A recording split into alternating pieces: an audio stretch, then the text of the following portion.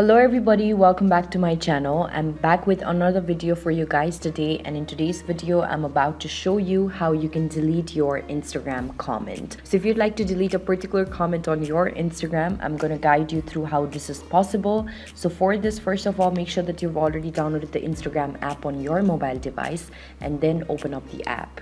After opening up the app, also make sure that you're already logged into your particular account. And now, once you're logged in, go to the particular post that you'd like to delete the comment from. So here, I'm just going to my profile and selecting a particular post, going to the comment section, and here I've already figured out the particular comment that I want to delete. So all I can do is swipe this towards the left and then tap on the delete button. And here you can see it says one comment has been deleted.